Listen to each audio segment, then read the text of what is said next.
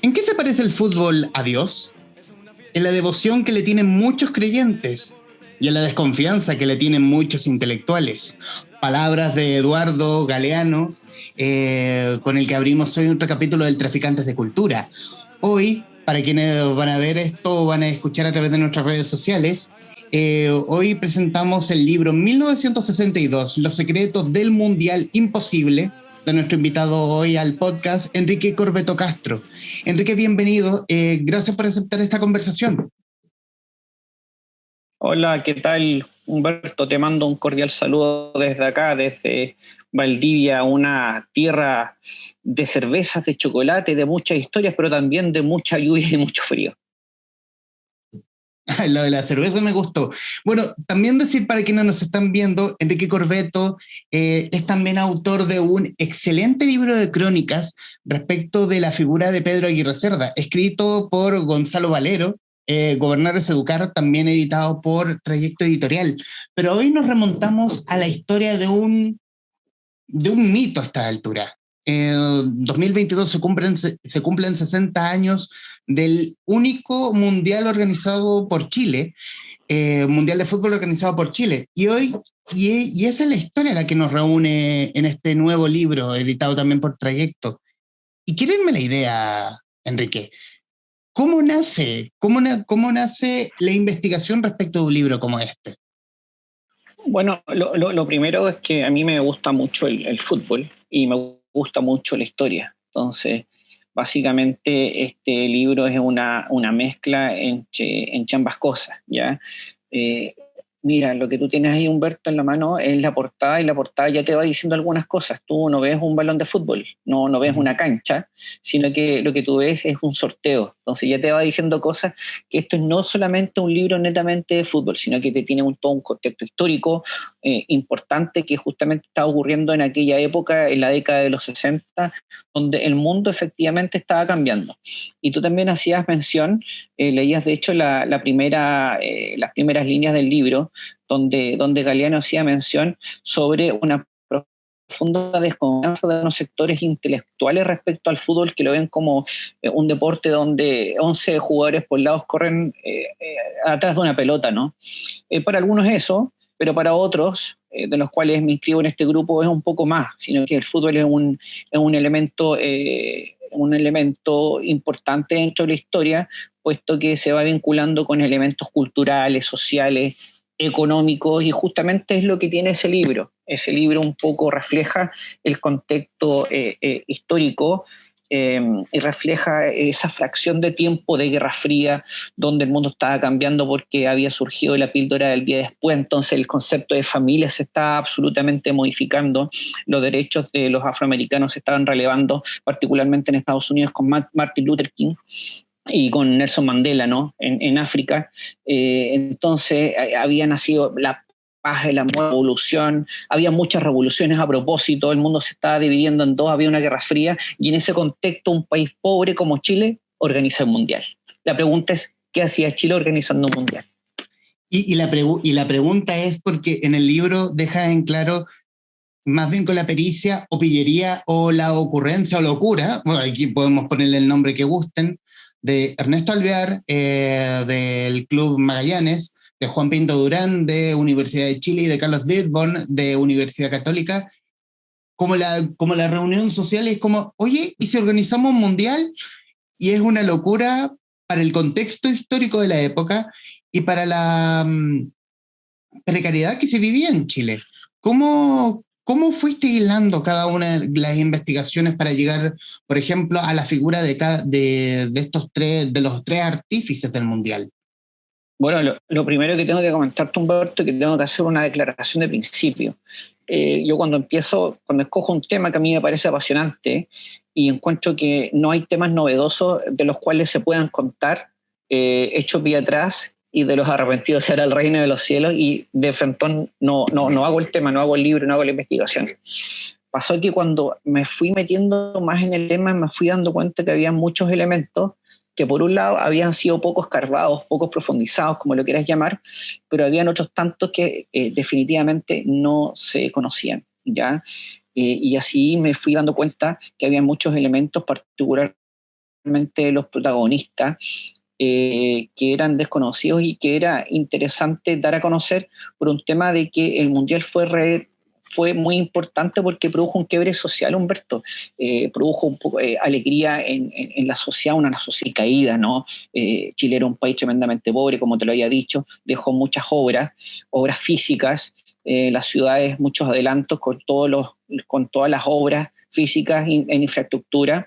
Chile avanzó en obras lo que hubiese avanzado en 12 años, ¿ya? Pero también hay un tema importante que yo quiero recalcar, es que de alguna manera reforzó un tema identitario, Humberto, un tema identitario asociado a relevar valores como por ejemplo a la persistencia, al sacrificio. ¿Y cómo se refleja eso? Se refleja a través de la famosa frase de Carlos Dittborn, porque no tenemos nada, lo queremos todo. Entonces hay un dejo de esfuerzo, se te mueren dos dirigentes importantes, los bastiones más importantes de Chile, y Chile sigue adelante. Ocurre el terremoto más grande que conoce la historia moderna y Chile sigue adelante con esfuerzo, con sacrificio. Entonces te das cuenta que estos elementos, estos valores se van reforzando y están en la narrativa finalmente de este mundial. Ahora bien, los personajes en sí, los dirigentes, son tremendos personajes. Estamos hablando de un tipo que manejaba 5 idiomas, que tenía mucho, como por ejemplo Carlos Dittborn. Estamos hablando de Ernesto Alvear, que fue un niño cename en su tiempo, que eso se desconocía, un niño cename, ¿ya? Que estaba internado, que su papá lo fue a dejar a un internado cuando tenía 3 años porque su madre había fallecido, ¿ya? Y también hay un tema re importante que lo deja establecido el libro, es que hay una relación íntima entre el fútbol, el deporte y la política. Y en ese punto, que obviamente hay datos que uno no los maneja tanto, y me gusta hacer memoria porque recordarán quienes escucharán o verán este podcast, de que se hizo 62, una serie de fútbol respecto de la organización del Mundial. Pero uno no manejaba el dato de que Chile, siendo Chile en los 60, estaba compitiendo con potencias futbolísticas.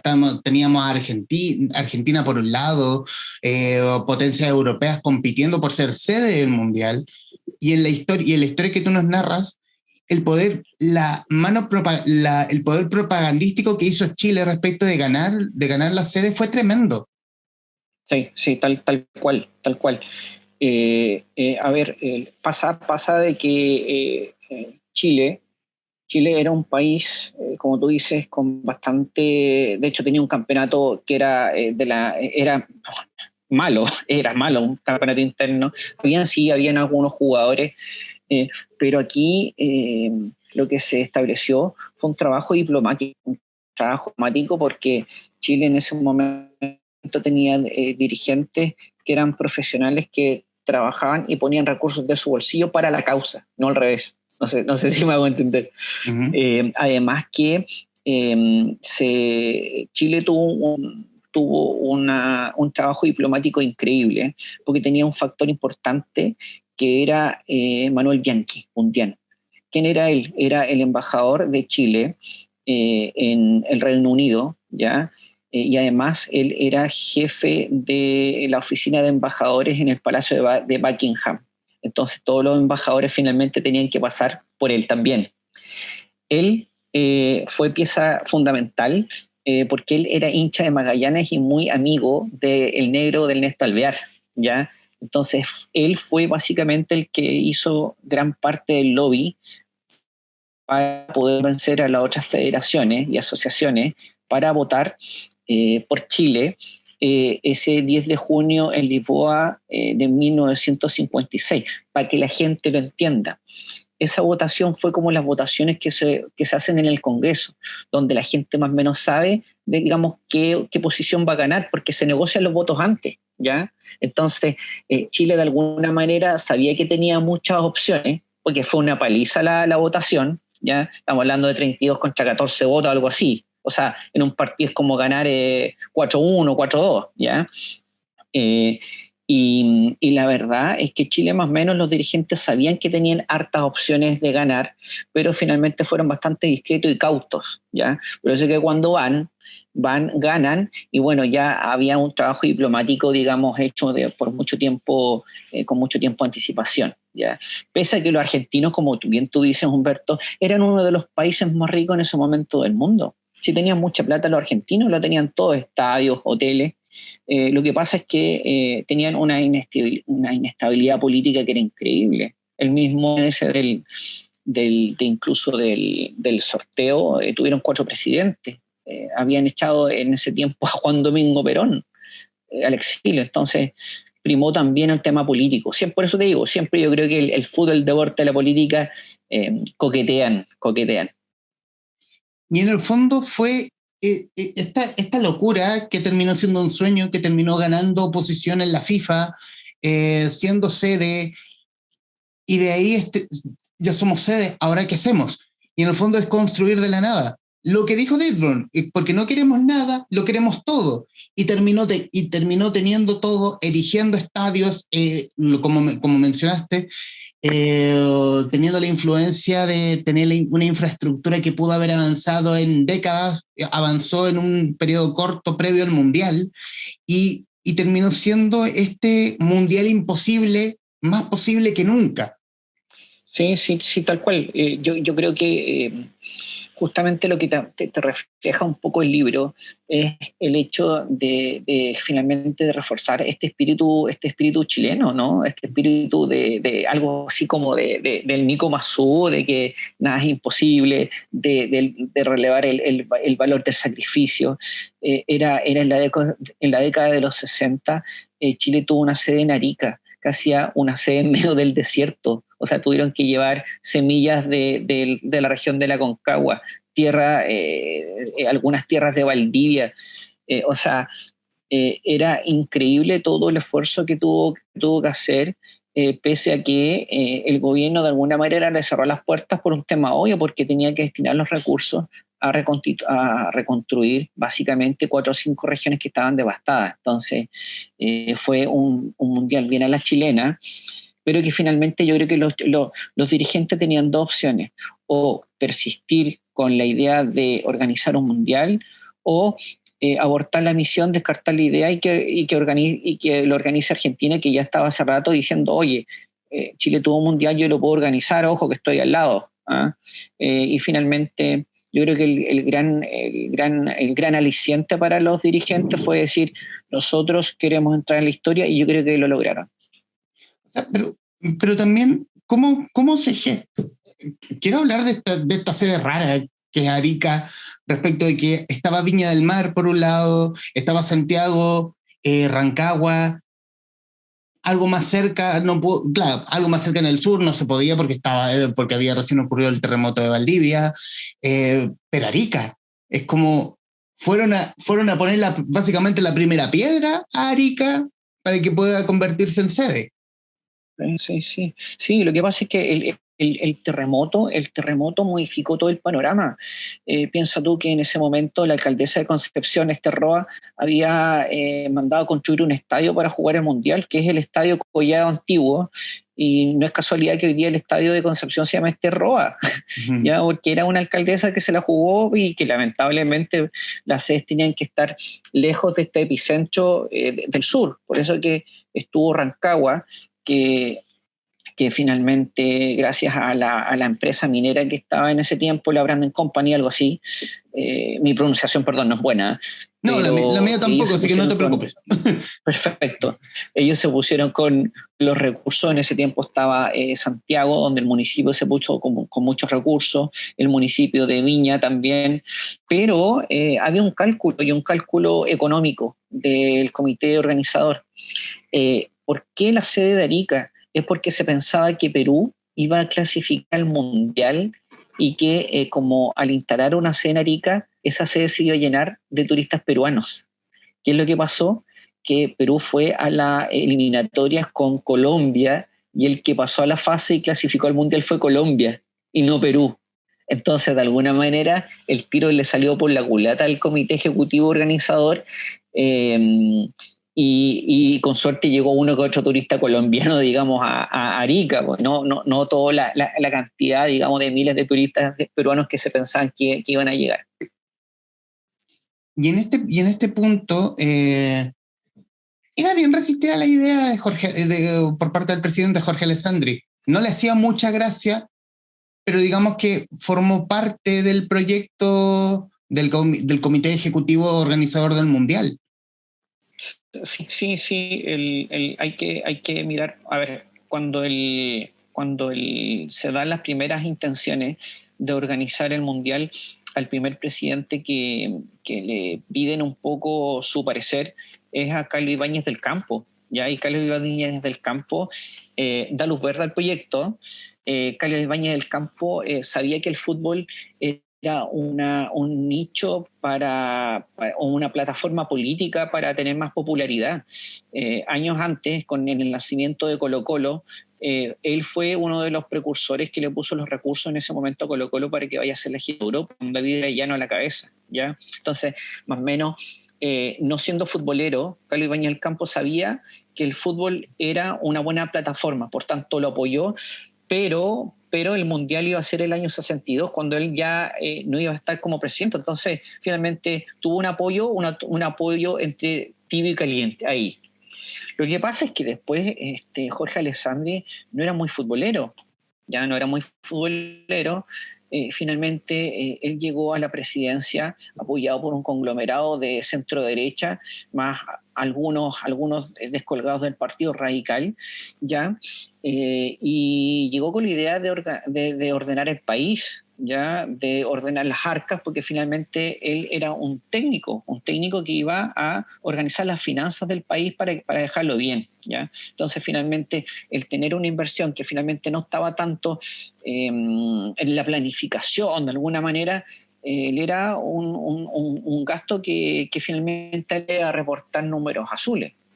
Por eso es que le acomoda muy bien cuando ocurre el terremoto y los dirigentes le dicen: presidente, usted nos tiene que firmar un aval para la FIFA de que este tema va, pero no se preocupe que nosotros gestionamos y cada sede se va a poner con los recursos, el gobierno no se pone con nada. Y por eso Alessandri accedió, pero también por un tema bien puntual. Y era porque Ernesto Alvear era muy cercano a él, porque trabajaban en la CMPC, que era la papelera en ese tiempo, ¿ya? Trabajaban juntos, eran gente de confianza, y habían rencillas políticas. Lógicamente, Alessandri no comulgaba mucho con el Partido Demócrata Cristiano en su momento. Carlos Dibor era demócrata cristiano, por tanto lo que hacía Carlos Dibor era mandar a Ernesto Alvear a negociar con Alessandri, porque se conocían y porque Alessandri había sido jefe de Ernesto Alvear. Ernesto Alvear tenía una personalidad bastante pícara, era bastante entrador y tenía unas habilidades blandas extremadamente desarrolladas, entonces era imposible que cayera mal Ernesto Alvear a un tipo parco, serio como lo era Alessandri. Y teniendo también la ligación de la democracia cristiana de Ernesto Alvear. Él era el nexo con la moneda. Sí, tal cual. Él era el nexo con la moneda, pero él tenía un trabajo más bien de gestión interna, gestión política. Él no era tan cara visible, porque para eso estaban otras personas. Estaba, por ejemplo, Carlos Dibor, estaba Juan Pinturán, que era abogado, estaba Juan Goñi, que es un personaje, ¿ya? Que se trataba de tú a tú con Henry Ford, por ejemplo. Entonces eran tipos que tenían mundo. Probablemente Ernesto era un tipo que es modesto, y no tenía tantas herramientas jurídicas, no legales, no tenía tanto, pero tenía otras cosas que otros no tenían, que eran estas habilidades blandas, de estas habilidades felinas, ¿no? De caer parado en cualquier lado, ¿no? Que tienen los gatos, ¿no? Entonces él entraba en reuniones, caía bien a los personeros de la FIFA, los sacaba a pasear.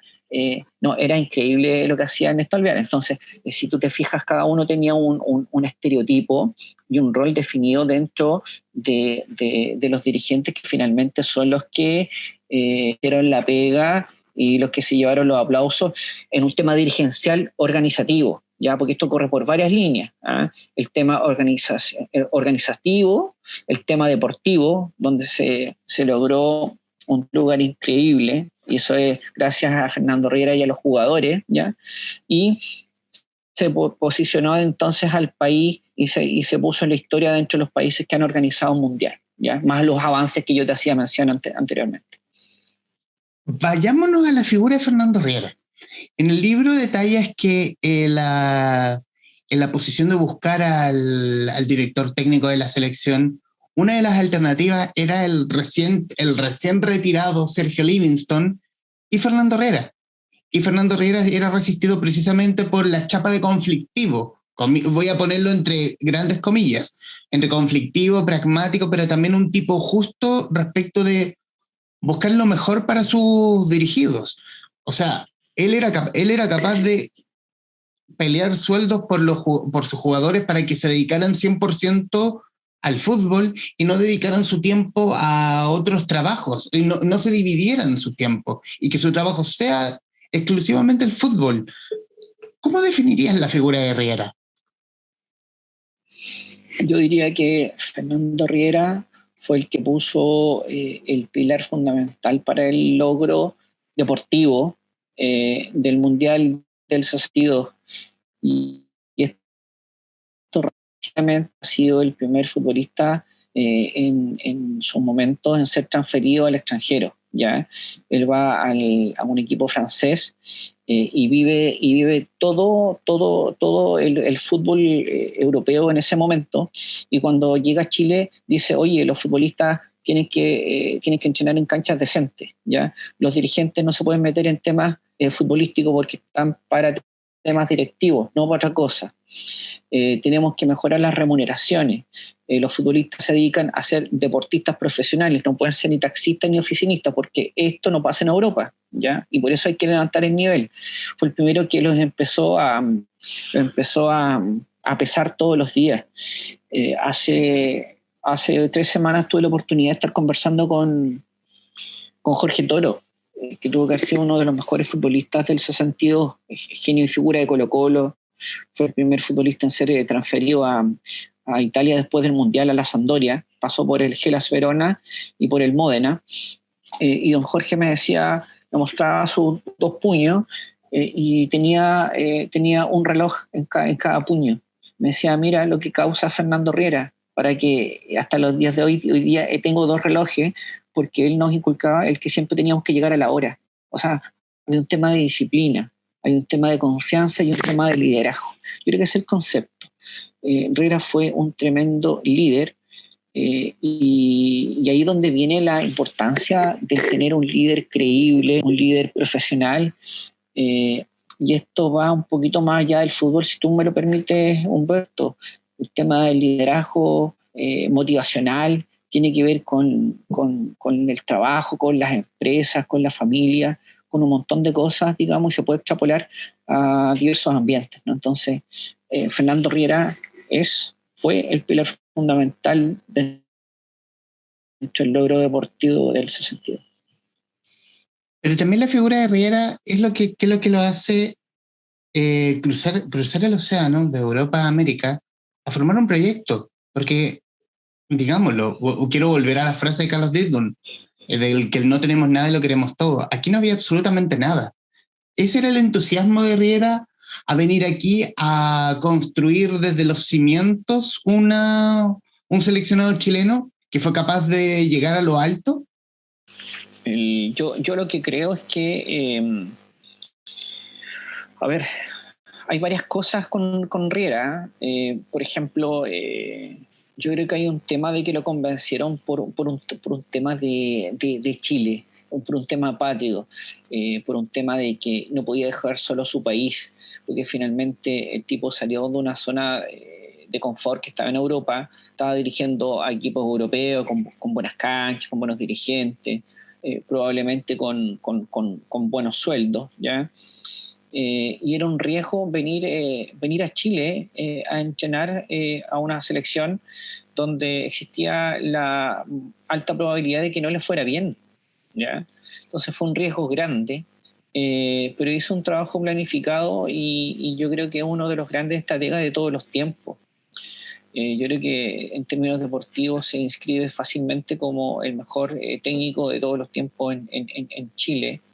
Eh, y en términos de selecciones está a la altura de mucho, entonces sin duda que fue un baluarte y luego después del Mundial volvió al Benfica y estuvo nuevamente en la lista. Hay un tema importante, el año 63 los ingleses conmemoraron un partido de la selección de Inglaterra contra el resto del mundo, Wembley, y lo transmitieron a toda Europa, hicieron el mejor, dicen los cronistas de la época que fue el mejor partido de todos los tiempos, ¿ya? Y el técnico de la selección del resto del mundo fue Fernando Riera, o sea, era un técnico que estaba en la cúspide, ¿ya? Ese año, si mal no recuerdo, había salido segundo de la Copa Europa, había perdido 2-1 siendo técnico del Benfica contra el Milán de Cesare Maldini, ya en ese tiempo era como la Champions. Entonces está en otro nivel Fernando Riera, y bueno, y otro, el también jugador que participó fue el FIFO Izaguirre, ¿no? Que entró en el segundo tiempo por Dalma Santo. Ellos dos hicieron historia, de ahí lo pueden googlear, a los que son futboleros pueden poner ahí Inglaterra contra el resto del mundo el año 63 en Wembley y ahí va a salir. Quiero citar algo, una parte del libro respecto de la figura de Riera, y cito: este estilo directo se puso a prueba en el año 1975, cuando Riera, siendo técnico del Monterrey de México, tuvo que sacar del equipo a Eusebio, quien fue uno de los grandes jugadores de la historia y a quien dirigió en la década de los 60 en el exitoso Benfica. Fue una decisión dolorosa para el Tata Riera, porque Eusebio lo conocía y le tenía cariño. Eh, Relata María Eugenia Riera Oportón, la hija de Fernando. Eusebio estuvo molesto con Riera, pero años después se volvieron a encontrar y limaron asperezas. Eso obviamente me hace recordar de que haya dejado fuera a uno de los baluartes también de la selección chilena en el 62, que es el Cuacuado Ormazábal. Un técnico con carácter que es capaz de, muy bueno serás, pero te vas a tener que quedar fuera, por el tema de disciplina sobre todo. Sí, yo creo que todos los jugadores con los cuales yo he tenido la oportunidad de conversar tienen un tremendo afecto por Riera, por instaurar la disciplina, eh, por, eh, por un tema a lo mejor que es más, era tan básico para ese tiempo, pero obligaba a los jugadores a lavarse los dientes después del almuerzo. Es cosa que no hacían todo. Entonces, hay un tema de orden, hay un tema de instaurar un régimen deportivo. Ya sí, lo que dices tú es que él finalmente profesionalizó este fútbol que era semiprofesional, ya donde los jugadores en sus momentos eran oficinistas, donde no se entrenaba todos los días y a veces en canchas de pésimo estado, donde muchos jugadores llegaban no de las mejores maneras, digamos, a entrenar y muchos a jugar. Entonces, él finalmente fue el que le puso los pantalones largos a un fútbol chileno que se venía desarrollando y que finalmente marcó un poco la pauta porque él armó un equipo que fue la base para que Chile disputase el Mundial próximo, que fue el año 66, perdón, en Inglaterra, donde no le fue bien a Chile, pero finalmente estuvo presente en ese Mundial, ¿no? Y en el punto, y tomarlo desde los medios de comunicación. Bueno, en esa época la radio era la fuerte y la televisión estaba recién naciendo como proyectos universitarios. Y quiero tomar la figura de Julio Martínez. Julio Martínez, un tipo que defendió a ultranza el proyecto del Mundial, porque obviamente conocía a quienes eran sus ideólogos. Y también un relato memorable que es el triunfo de Chile sobre Unión Soviética en Arica, que es la llamada justicia divina. Sí, sí, la figura de Julio Martínez probablemente eh, sea simbólica por esta frase que pasó a la posteridad y que hasta los días de hoy se sigue recordando. Era otro tipo de periodismo, otro tipo de comunicadores, con frases más floreadas, con frases que a lo mejor nos siguen recordando, particularmente lo de Julio Martínez con la famosa frase, por ejemplo, de la guerra, ¿no? A propósito de la guerra entre Rusia y Ucrania, que se volvió viral, donde la única víctima es la humanidad, y con sus ya ultra mega repetidos discursos de la Teletón del año 78 y 79, ¿ya? Donde Julio Martínez hace alarde de su destreza comunicativa, de su campo semántico y lo pone, digamos, a disposición de la audiencia. Pero eran otros tiempos donde, como tú dices, la radio era la reina de los medios de comunicación, la televisión en ese momento, la televisión recién estaba llegando. La primera escuela de periodismo se había creado el año 53 en la Chile, entonces todavía no salía muy bien, no se desarrollaba muy bien el periodismo deportivo, ya que estaba a medias tintas en ese momento, pero sí habían periodistas de deportes que eran unos maestros, como Antonino Vera, Renato González, Raúl Prado, el mismo Julio Martínez, ya, y tantos otros, Gómez López, el mismo Patricio Bañados, paréntesis, que fue compañero de Juan Facuse, de Ricardo Lago en el Instituto Nacional, de Jorge Arrate, ya, y fue uno de los periodistas de los 3 canales en ese momento nacionales que transmitieron el Mundial del 62, ¿ya? Patricio Bañados, estamos hablando del mismo Patricio Bañados que después fue una de las caras visibles para el retorno a la democracia, ¿no? Entonces eran otros tiempos, en ese momento se vendieron 20.000 televisores en Chile, que era una locura total. Se estima que por cada cuadra de una clase media chilena había un televisor, y era todo un quiebre social, porque finalmente la gente se congregaba a ver los partidos de Chile, eran televisores tremendos que se demoraban como 1 minuto y medio en prender recién, ¿ya? Y los partidos en vivo y en directo solamente se transmitían para la ciudad que albergaba el partido, ¿ya?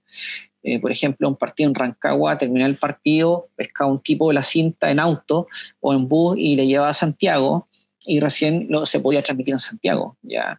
A Buenos Aires llegaba al día siguiente, y a Europa y a México llegaba a las 48 horas, ¿ya? Por eso que los italianos, después de 2 o 3 días, recién vieron las imágenes del famoso combo de Leonel a David Mayo, el jugador italiano. Y en el tema de la prensa, con el trato para con el Tata, Riera resistía mucho a la prensa. La prensa en la época era muy de pautear al entrenador. Claro, era muy incisiva, y de alguna manera eso no le gustaba a Fernando Riera. De hecho, a ningún técnico gusta que lo pauteen y que se metan tanto en sus cosas. En consecuencia, eso fue un elemento distractor para Fernando Riera, y por eso que se alejó y no era muy amigo de los medios de comunicación, sino que era más bien reacio. Lo que hace el actor en la serie del Mundial, ya me voy a acordar del nombre. Daniel Muñoz. Daniel Muñoz, yo creo que hace una excelente interpretación. Era un tipo, digamos, que no era amigo de los medios de comunicación, porque él en su momento, y esto me lo comentaba la hija, intentó acercarse a los medios de comunicación, pero las 2 veces que lo intentó hacer no le fue bien, porque o se sentía tergiversado, porque sentía que finalmente le jugaban chueco. ¿Ya? Entonces, por eso tenía esta suerte de campo de fuerza respecto a los medios de comunicación, y ahí donde era el negro Alvear el que trataba de un poco de convencerlo, de sugestionarlo para que él pueda hablar con los medios de comunicación, y así darle a entender a Chile un poco lo que él estaba sintiendo como técnico, como líder del equipo. y en ese punto, ya con el pitazo inicial del primer partido, queda la sensación, obviamente, de que de que las tres grandes figuras que trajeron el Mundial a Chile, ya en esa época solo estaba Ernesto Alvear. Juan Pinto Durán había muerto hace un tiempo, Carlos Didburn había muerto un mes antes del inicio del Mundial. Eh, Queda obviamente esa sensación de que al menos uno de ellos sí vio logrado el sueño común de, de alguna forma poner en una posición a Chile como no la tuvo en esa época, como no la tuvo en esa época. Y de alguna forma también profesionalizar el deporte en el país. Eh, ¿Cómo miramos después de 60 años la gesta de Santiago? Por ejemplo, ¿cómo miramos después de 60 años la batalla de Santiago o el triunfo con la Unión Soviética o el tercer puesto con Yugoslavia? ¿Cómo miramos con los ojos de la historia ese evento? Hay varias miradas. Por ejemplo, han existido libros que han tratado muy mal al Mundial del 62, ¿ya? Eh, Sin embargo, lo que yo pienso es que el Mundial del 62 se hizo con menos de lo justo y eran otros tiempos, ya eran tiempos donde el periodismo no era profesional, donde existían bastantes carencias, y yo creo que el principal valor de este mundial es básicamente que Chile se pudo sobreponer a todos los elementos y todas las barreras que o la naturaleza o que la diplomacia o que el dinero le puso en el camino. Yo creo que esa es la gran virtud de este mundial, que nos dejó bastante incluso elementos culturales. Humberto, hoy día me atrevería a decir que el segundo himno nacional de Chile es el rock del mundial, ¿ya? Por tanto, nos dejó historia, nos dejó muchas cosas positivas, perfectibles, mejorables, negativas. La gran virtud es que con muy poco yo diría que se sacó la tarea adelante.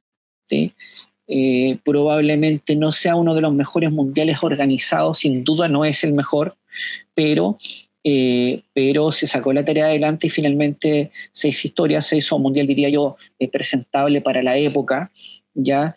Eh, y que arrojó números azules en cuanto a lo deportivo, a la infraestructura, pero también Chile se hizo con más de $1 millón en ganancias, lo cual le permitió, digamos, tener números azules y poder invertir finalmente en el fútbol. Entonces, hay un tema interesante igual, ¿eh? La Federación Sudamericana de Fútbol, que nace a comienzos del siglo pasado, está conformado por 4 países: Uruguay, Brasil, Argentina y Chile. Y son justamente los 4 países que han podido organizar mundiales en América del Sur, ¿ya? De los cuales el único que no es campeón mundial es Chile. Entonces, uno llega y por eso piensa, bueno, Chile es un país pobre, casi organizando un mundial. Bueno, fue el arrojo de los dirigentes, estas ganas deseosas de poder entrar en la historia. Eh, eh, eh, Chile no es un país que tenga una tradición futbolera, ni pelotera, ni deportiva. No, no lo es así. Pero de cuando en cuando pasan elementos que son catalogados como históricos, que son catalogados como quiebres. Y eso es el Mundial del 62, que tiene crónicas históricas, que no solamente es fútbol, que es una mezcla entre una crónica periodística con un artículo académico, con normas APA, que es una historia lo trato de contar una historia entretenida, de tal manera que atrapa al lector, que mezcle elementos como descentralización, como feminismo, como violencia, todo eso, fútbol, historia en un solo libro, 1962, Los secretos del Mundial Imposible. Y en los minutos que nos quedan de esta conversación, Enrique, quiero agradecerte este rato que hemos estado conversando, reiterar, tomarme de tus palabras y también sumarla a un libro entretenido, interesante, que va a tener datos de fútbol, sí, pero va a tener a la época metida acá. Nos quedó mucho por esculcar respecto al libro. No sé, la historia de amor de Garrincha y el fin también del mismo, esta ola, este hálito de Guerra Fría con la llegada de la URSS y Estados Unidos que no estaba clasificado, y eso es todo el dato que voy a entregar respecto de la historia. Quedó mucho por escolcar respecto del libro, que es un libro, sobre todo un libro rico en material gráfico que jamás estuvo disponible hasta ahora. Eh, Sobre todo, ¿dónde está Juan Pinto Durán? Aquí está, perdón. Jamás le había puesto cara a Juan Pinto Durán hasta ahora. Y respecto a que nadie le había puesto cara a Juan Pinto Durán, para quienes van a estar viendo esto a través de YouTube. Era increíble, por eso señor que está ahí, que con una fotografía que fue restaurada a colores. Ese señor es Juan Pinto Durán. Todos hablaban de Juan Pinto Durán, que el complejo Juan Pinto Durán, que murió Juan Pinto Durán, pero nadie le conocía el rostro. Finalmente es el rostro de Juan Pinto Durán. Tiene 41 fotografías este libro, de las cuales 31 tienen un carácter inédito, y ya sea porque me lo proporcionaron familiares de los dirigentes o de los deportistas, también tiene de algunos partidos, pero también tiene, si tú te fijas, Humberto, a ver si me ayudas, la primera fotografía es de un periódico, de una hoja de un periódico, ¿ya? Del diario de Lisboa. Aquí. Ya. Esa fotografía que ustedes ven en el sector izquierdo de la tapa de diario, no de la derecha que es un fax o un cable, la que está a la izquierda es el primer diario en el mundo que informó que Chile se había adjudicado al Mundial, ¿ya? Y fue el 11 de junio, un día después del sorteo en Lisboa, y fue un diario de Lisboa, ¿ya? Yo me conseguí esa fotografía en Portugal, tuve que comprar los derechos de esa fotografía y la mandé a restaurar. ¿Ya? Esa fotografía, por ejemplo, tiene lógicamente un carácter de inédito. Eso no se conocía en Chile, por ejemplo. Bueno, y obviamente hablar del futuro. Después de conversar sobre Pedro Aguirre Cerda, después de conversar respecto del Mundial del Fútbol, ¿hay algo pensado? ¿Hay una idea de libro próximo respecto después de este? Algo que puedas conversar, sí, obviamente. No, sin duda, sí. Bueno, uno con el tiempo va adquiriendo un poco una suerte de sello, ¿no? Y ya yo creo que queda claro que el tema histórico es un tema a investigar. Ya con el tiempo uno va adquiriendo una personalidad a la hora de escribir, ya de hacer una mezcla de crónica, como yo te decía, Humberto, crónica periodística con un artículo académico, donde trato de darle una arquitectura que envuelva al lector, hacerle interesante, y yo creo que el tema va por ahí, el tema histórico, el tema deportivo, que se mezcla con la historia, siempre anda rondando, pulula por aquí, por allá. Yo creo que lo voy a encontrar y lo voy a abrazar y no lo voy a soltar más. Excelente. Y bueno, y para quienes van a estar viendo esto, recomendadísimo 1962, Los secretos de un Mundial Imposible, un libro entrañable, un libro bonito, un libro entretenido, sobre todo para quienes nos gustamos de leer un poco de historia y sobre todo de una historia reciente, una historia nuestra. Enrique Corbeto Castro, autor de 1962, editado por Trayecto Editorial, en conversación con los traficantes de cultura. Enrique, muchísimas gracias. No, para mí ha sido un verdadero privilegio compartir estos minutos contigo y nada, un cordial saludo a todos los traficantes de cultura. y feliz de estar acá, y esperemos que, como en la cueca, no sea la primera sin segunda, ni segunda sin tercera, a ver si estamos en otra oportunidad acá conversando de otra hora de historia, de fútbol, pero sobre todo de lo lindo que es nuestra cosa patrimonial, nuestra cosa chilena, y eso. Así que gracias por la invitación. Nos gusta conversar de nuestro país mirándonos desde nuestros libros. Enrique, muchísimas gracias. Y quienes nos están viendo y escuchando, gracias por estar ahí. Adiós. Un cordial saludo. Nos vemos. Chao, chao.